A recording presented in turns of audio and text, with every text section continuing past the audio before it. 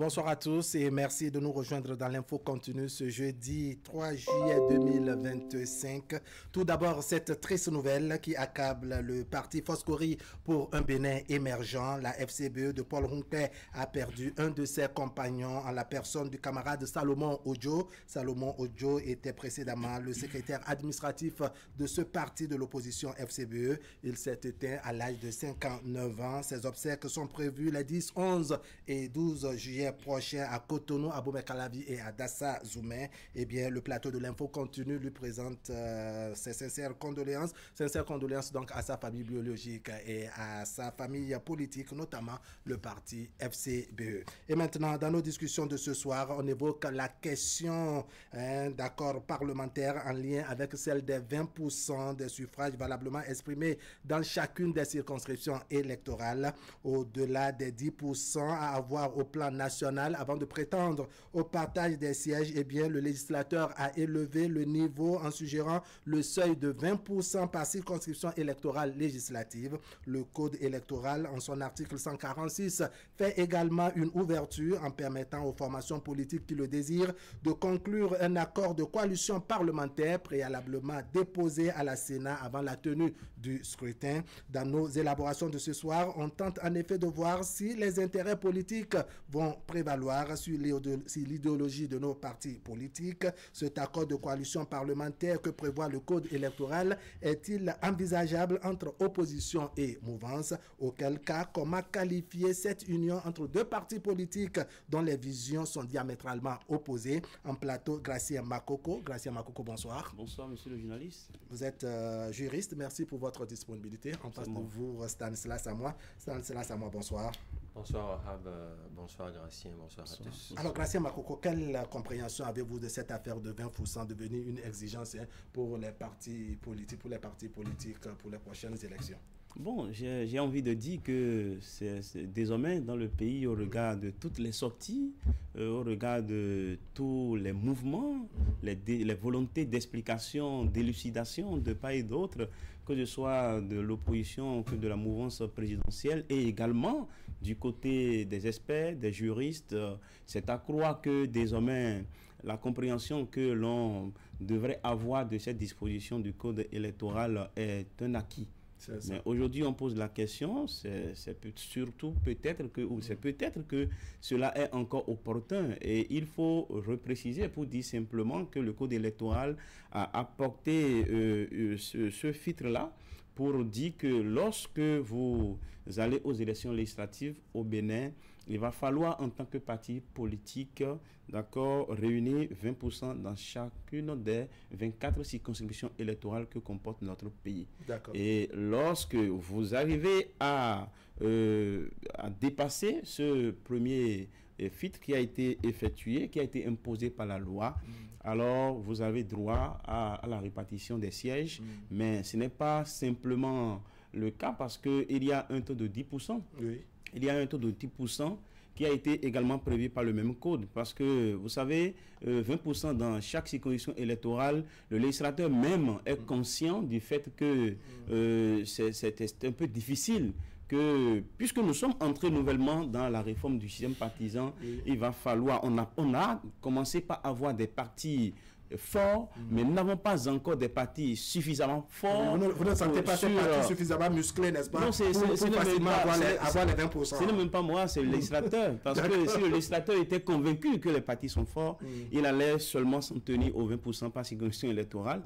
Mais il a quand même effectué un peu de recul. D'accord. On va revenir sur ce recul-là, cette ouverture, donc d'accord, je dirais, de coalition parlementaire. Vous avez quelle lecture de cette affaire de 10%? Ça fait objet de grandes discussions au sein de la classe politique et même de l'opinion. Oui, ça fait même objet de discussion dès les premières heures de l'adoption du nouveau code électoral. Lequel code est sujet à discussion, à plusieurs interprétations, à même des revendications, je vais dire, au sein de la classe politique, notamment celle de l'opposition politique au Bénin, qui d'ailleurs, à notre souvenir, en a appelé plusieurs fois à sa révision, parce que estimant qu'il y a quand même des articles de ce code-là qui n'arrangeraient pas peu ou prou. Mais sur la question justement de ces 20%, j'ai cru suivre entre-temps un grand oral de l'honorable Aladati, président de la commission des lois à l'Assemblée nationale, qui est revenu, je crois, au détour quand même d'un grand oral sur la profondeur, la compréhension qu'on devrait avoir du code électoral. Est-ce que j'ai pu retenir quelque part, il disait qu'en réalité, qu'on parle de 20% et de tout ce qui va avec, c'est qu'en réalité, au fond, la question des 10% est toujours maintenue. Il s'agit au fond de 10%. Maintenant, il faut se batailler sur le terrain.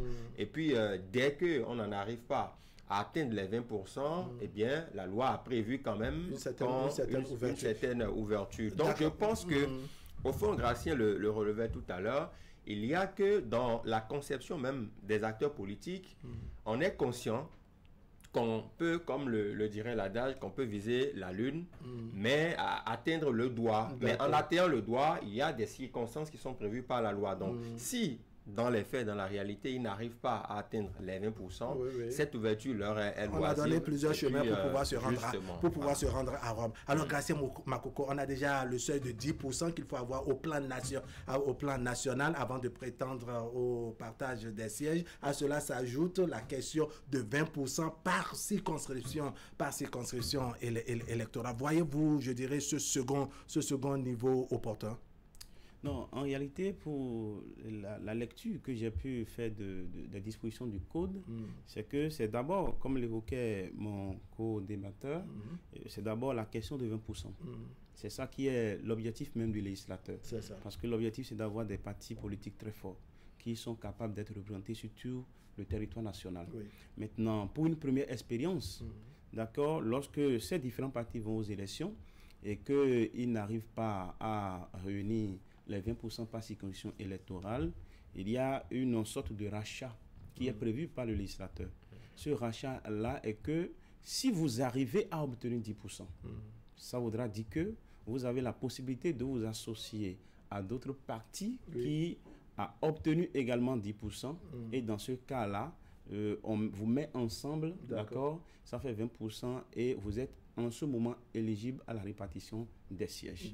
Mais avant que cette mesure ne puisse être effective, il va falloir préalablement que ces différents partis politiques qui veulent entrer dans la compétition lors des législatives puissent s'entendre préalablement et puissent faire mention de l'acte de leur entente au niveau de la commission électorale nationale autonome.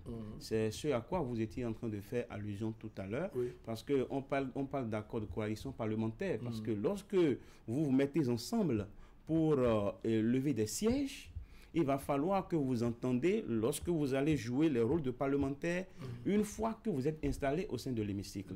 Voilà ce qui explique le fait que l'accord de coalition parlementaire a été institué par le législateur. Cela voudra dire quoi?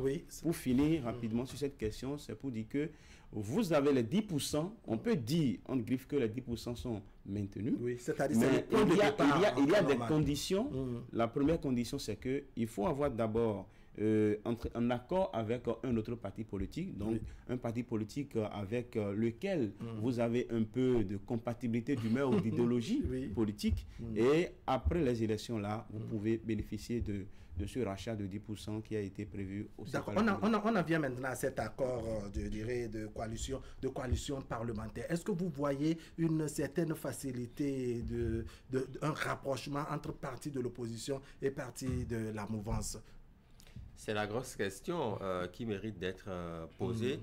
Mais quand nous savons qu'en politique, on ne dit jamais jamais, et que rien n'est impossible, les ennemis d'hier en griffe sont des amis d'aujourd'hui, les amis d'aujourd'hui, les ennemis de demain, et puis la retourne. On en a vu, donc on est là, on observe un peu l'actualité. Donc, quand on va au-delà même, les acteurs politiques qui hier ne se sont pas entendus sur certains points, se rencontrer aujourd'hui. On a longtemps élaboré autour de ces différents rapprochements. On a vu Maître Adrien Roubedji avec l'ancien président Boni Yayi. On a vu Maître Adrien Roubedji discuter avec une délégation du parti Les Démocrates. On a vu des acteurs politiques qui hier étaient divisés sur certaines questions, mais qui aujourd'hui discutent beaucoup, mais alors suffisamment. On ne peut pas délier le contexte préélectoral de 2026 de ces différentes rencontres-là. Alors, quant à la question de savoir si accord il peut y avoir entre mouvance et opposition, je dirais que si la loi ne l'interdit pas, parce que selon ce qu'on m'a appris, mes petites notions, c'est que ce que la loi n'interdit pas est admis. C'est un peu comme si c'est autorisé. C'est un peu comme si c'est autorisé. Et de l'autre côté, c'est que à des moments donnés, la loi choisit d'être muette sur certaines questions et ouvre le débat après.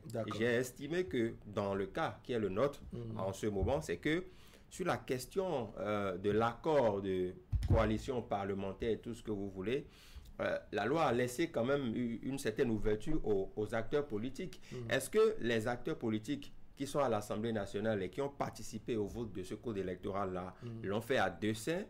On pourrait peut-être le penser parce que il y a quand même certains qui ont fait plusieurs années au sein de l'hémicycle, qui ont dirigé la commission des lois, qui ont des notions côté juridique et tout ce qui va avec. Donc on peut estimer que ils ont peut-être choisi de ne pas tout livrer, histoire de laisser des interprétations après. Des interprétations. Lesquelles interprétations, très souvent, arrangent les acteurs politiques. On en a vu par le passé sur d'autres cas de figure. D'accord. Oui, Gracien Makoko, vous avez quelle lecture? Une possibilité, par exemple, au parti de l'opposition de se joindre au parti de la mouvance? Oui, ou mais pourquoi pas un mouvement de la mouvance vers l'opposition, ça dépend. Est-ce que vous voyez une possibilité? Non, notre pays a une histoire. On a vu déjà les élections communales et municipales de 2015 qui devraient avoir lieu normalement en 2013. En 2013. Et que par une loi, le Parlement a pu reporter les élections s'inédiées dans le temps. On a vu que dans Cotonou, pour prendre l'exemple de Chola de Cotonou, on a constaté que la renaissance du Bénin, d'accord, d'alors, était en opposition frontale avec beaucoup de partis politiques. Mais après les élections et après les résultats, la grosse question c'était comment faire pour avoir la tête de la mairie de Cotonou. Oui, surtout que la renaissance du Bénin dont vous parlez n'avait pas eu la majorité absolue pour passer sans difficulté. Cette renaissance du Bénin s'était alliée d'accord, à l'ennemi qu'elle avait combattu sur le terrain. C'est pour vous dire que cela n'est pas impossible. Que le parti Les Démocrates puisse s'allier peut-être au bloc républicain dans le cadre de la coalition, de l'accord de coalition parlementaire. Mais ce que je voudrais faire observer, quand vous prenez un parti comme les démocrates, c'est un parti qui est opposé à la gouvernance de qui? À la gouvernance du président Patrice Talon. Et le président Patrice Talon, en 2026, va laisser le pouvoir. Et celui qui va prendre le pouvoir en 2026, même si c'est le candidat de la majorité présidentielle actuelle, il n'est pas évident que les démocrates trouvent intérêt à s'opposer à sa gouvernance. Cela voudra dire qu'à partir du moment où cette hypothèse est possible, d'accord, les candidats ou les partis politiques aujourd'hui, que ce soit de l'opposition ou de la mouvance, peuvent se mettre ensemble dans le cadre quand même de cette loi-là pour pouvoir se renforcer parce que le risque est surtout au niveau des démocrates. Le risque est au niveau des démocrates parce que quand on prend la majorité présidentielle et le rapprochement Union progressiste, le renouveau et bloc républicain, on voit que c'est un rapprochement trop possible.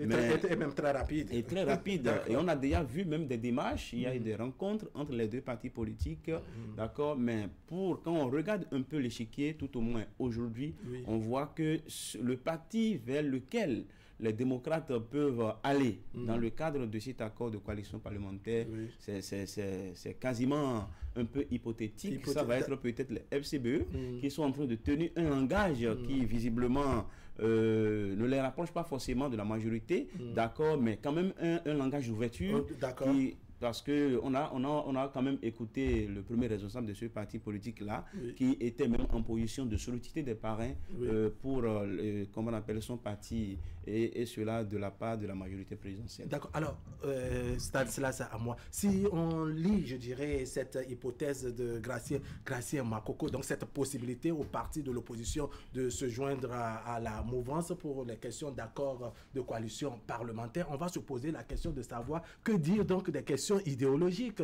Chaque formation politique a quand même une idéologie. On est diamétralement opposés sur le terrain, on s'est combattu et autres, mais nous voici pour les questions d'intérêt, n'est-ce pas, nous mettre ensemble. Est-ce que ça ne pose pas un réel problème en termes d'éthique dans la vie politique? Avant de répondre à votre question, je me pose la question de savoir s'il y a d'éthique en politique. Waouh! C'est une question que je me pose et chacun pourra quand même faire son analyse. En tout cas, à la lumière des sciences politiques sur le plateau. Chacun pourra faire son analyse et donner sa réponse à la lumière des faits auxquels nous avons droit depuis un certain temps. Vous-même, vous avez quand même pu le relever. Est-ce qu'il y a l'éthique en politique quand hier on a défendu une cause et qu'aujourd'hui on défend la cause contraire? Quand hier, par exemple, on a combattu bec et ongle quelqu'un et aujourd'hui, on dîne avec lui. Est-ce que ça fait partie de l'éthique? Je ne sais pas. C'est des questions que je me pose en tant qu'observateur. Et je me dis que dans la sociologie de la politique au Bénin, nous avons longtemps été abreuvés à cette source-là selon laquelle les acteurs politiques ont toujours eu des intérêts ponctuels.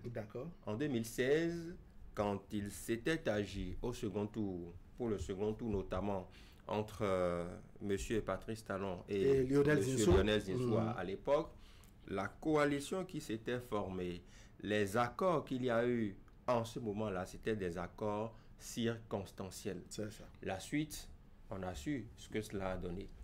Et moi, je pense qu'il y a la notion de circonstance électorale, qui n'est pas une notion juridique, loin s'en faut, mais que je convoque ici dans nos analyses pour montrer que quand il y a une élection majeure qui arrive, les acteurs politiques, quelle que soit leur divergence, trouvent toujours le petit chemin pour s'accorder, ne serait-ce que pour la circonstance électorale qu'ils apprêtent à affronter, quitte à ne plus se saluer même après 2026. Après les résultats. Après les résultats, il n'y a pas de souci. Mais on trouve toujours une brèche. Donc, Gracieux le relevait tout à l'heure, entre les FCBE, les démocrates, le torchon peut brûler. Mais pour raison de 2026, on peut circonstanciellement se réunir pour un objectif précis, histoire de divorcer après les élections. Alors, Gracieux Makoko, oui, comme vous l'avez dit, la loi ne l'interdit pas. Le code électoral offre cette ouverture aux formations politiques qui le désirent, n'est-ce pas, d'entrer en coalition parlementaire, en tout cas avant la tenue du scrutin, donc déposer cet accord au niveau de la Sénat avant la tenue du scrutin. Mais moi, ma question est de savoir comment on arrive à se confiner au sein pour un accord alors qu'on a des idéologies clairement opposées. C'est là vraiment ma grosse préoccupation. Et elle est également celle de beaucoup de citoyens béninois. Je sais que c'est une question préoccupante. Et M. Stanislas l'a relevé. C'est une tradition qu'on peut appeler malheureuse parce que, par principe, deux partis n'ayant pas la même idéologie politique ne devraient pas s'associer. Lorsque vous n'allez pas me dire que en France, Le Pen va s'associer à Macron. D'accord? Il y a un mélange. On voit quand même que vraiment, c'est une question de conviction. D'accord. Il y a une anomalie dans la loi portant charte des partis politiques au Bénin. Et je pense qu'on devrait quand même commencer par corriger les choses à partir de cela. Quand vous regardez un peu, d'accord, l'article 28 ou 29 de la charte qui énumère les différents éléments qu'on doit retrouver dans les statuts des partis politiques, il y a plusieurs choses qui ont été énumérées, mais au niveau de l'idéologie, ils ont mis en parenthèse facultatif. C'est ça. C'est à croire que le législateur même cautionne le fait qu'on mette des partis ensemble. Oui, et qu'on oublie leur idéologie. Qu'il n'ait pas d'idéologie politique. C'est un problème. Or, l'entrée en politique, sur la scène politique, se motive généralement par trois éléments fondamentaux. Il faut avoir une idéologie politique, il faut avoir un programme de gouvernement et il faut avoir un projet de société. Oui. Et lorsqu'un parti politique qui se constitue, d'accord, entre dans la logique d'accomplissement des formalités administratives et découvre au niveau de la loi que la question de l'idéologie est une question secondaire et voire facultative, ça pose un problème. Et cela est la première raison explicative de ce que nous voyons. Mais quelle est l'idéologie? ou quel est le principe qui a fait que, je vais remonter un peu dans le passé, que lorsque monsieur Apiti, paix à son âme, était, comment on appelle, était le numéro 1 de l'exécutif au Bénin ici, il était combattu par M. Aroma Negbe. Mais lorsqu'il s'était s'agit de quoi? Comment on appelle, des référendums de 58, dans les années 58, qu'est-ce qui s'était passé? Il y a le président Houphouët-Boigny de la Côte d'Ivoire qui est avec le RDA. Et il y a le président Léopold Sédar Senghor qui est avec le PRA. Mais parce qu'il y a eu des calculs politiques qui ont été effectués, les personnalités qui proviennent de partis politiques différents, avec des idéologies politiques différentes, se sont retrouvés tous à Dakar. Pour accompagner, pour soutenir le PRA. C'est vrai qu'il y a certains qui sont restés sur leur position. Ça a été la même chose en 2016. Avant les élections présidentielles, vous vous souvenez de la vigueur avec laquelle monsieur Éric Ndété, parce qu'on a vu, c'est un homme qu'on aime bien, a combattu le régime du président Boni Yayi. On était fiers de lui. Mais qu'est-ce qui a pu bien se passer pour que de choses là, en 1 mois et demi, ils puissent se retrouver du côté du président Boni Yayi pour supporter le même candidat que lui.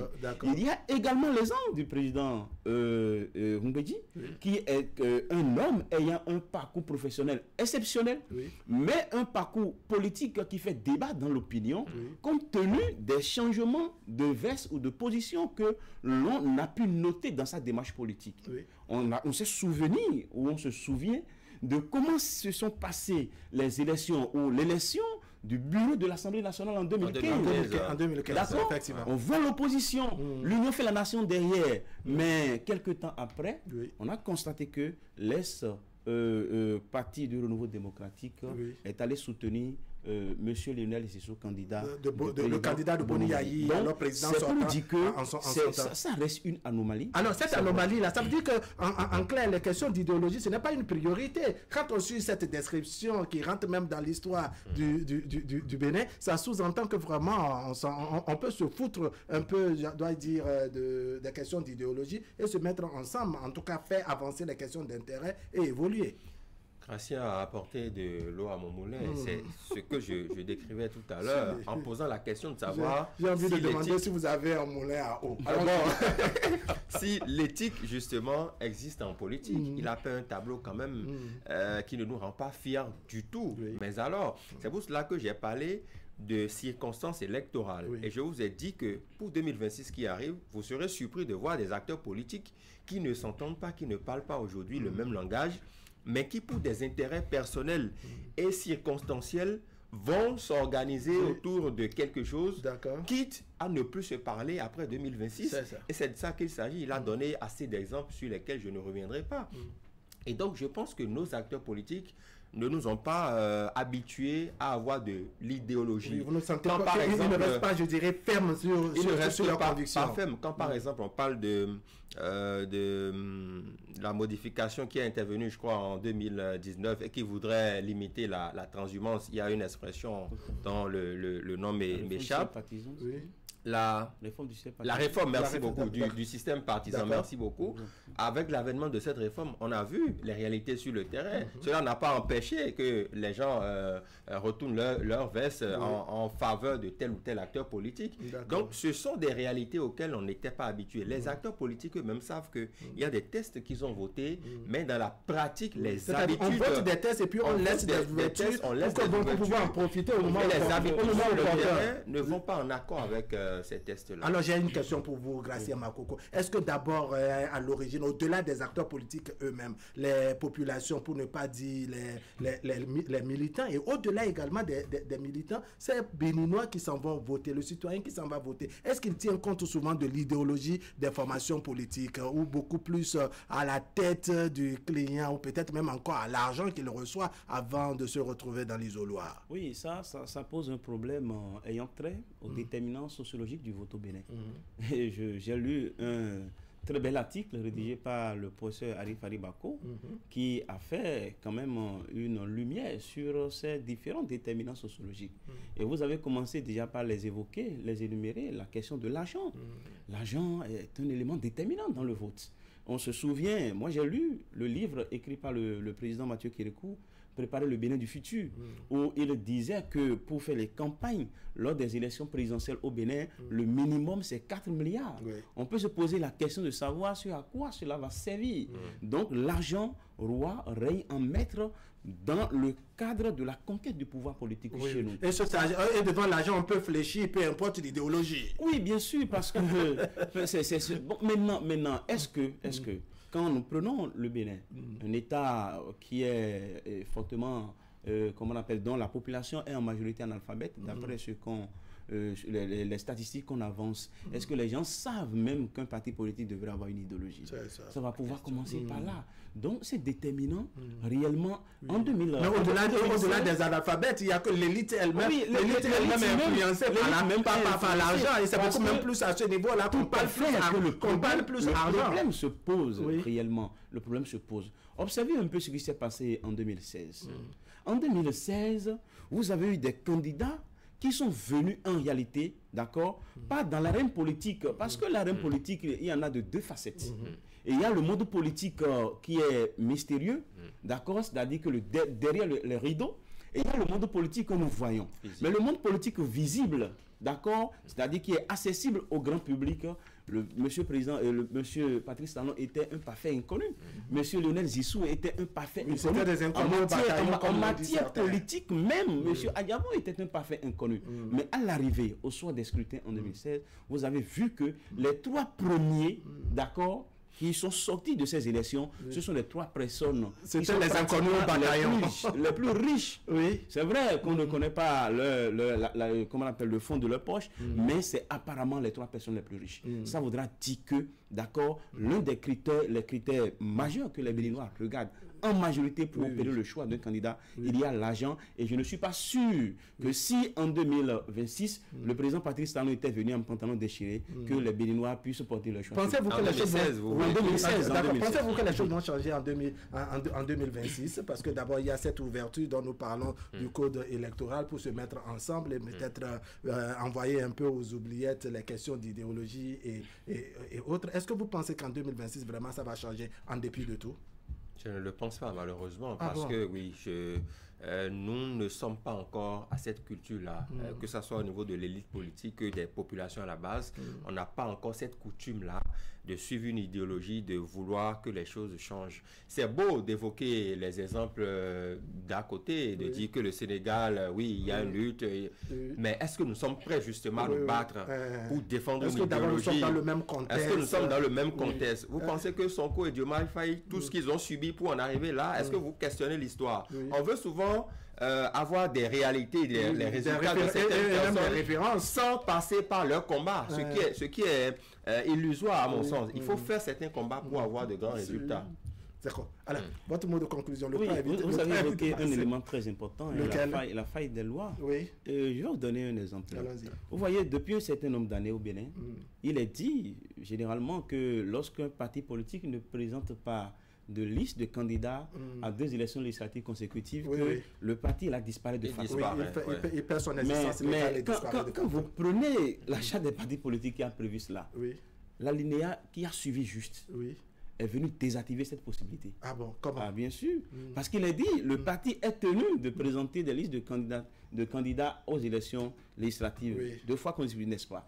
Mais quand vous allez à l'alinéa suivant, la loi vient en même temps pour dire, d'accord, que le parti doit présenter des candidats. Ça ne voudra pas dire que... Ça voudra dire on se pose la question, est-ce que présenter les candidats et en même temps participer aux élections? C'est-à-dire que participer a été automatiquement édulcoré par présenter des candidats. Il y a possibilité, par exemple, au niveau de la Commission électorale nationale autonome, qu'on présente un dossier de candidature, qu'il soit même si ou pas, c'est incomplet. On se dit, vous avez présenté. Bon, je ne vais pas dire que le dossier de Moël Béné était incomplet, loin de là. Mais cette disposition ne va pas pas frappé Moël Bénin, par exemple. Et lorsque les gens sont étonnés du fait que ce parti n'a pas été radié de la liste des partis politiques au Bénin, c'est parce que ça ne peut pas être fait, parce que la loi a dit il faut présenter les listes de candidature. Donc, je pense que ce sont des failles. On se demande, on se pose la question, puisque présenter et participer, ce ne sont pas des expressions synonymes. Des expressions Garcia Makoko, merci beaucoup. Stanislas Amoah, merci bien. Merci. Mesdames, Messieurs, ce serait tout pour aujourd'hui. Merci de nous avoir suivis. L'information continue sur Canal 3 Bénin. On va se retrouver demain à 20h pour partager avec vous le reste de l'actualité. La rediffusion, c'est tout à l'heure à 23h et demain autour de 10h30. Allez, portez-vous bien.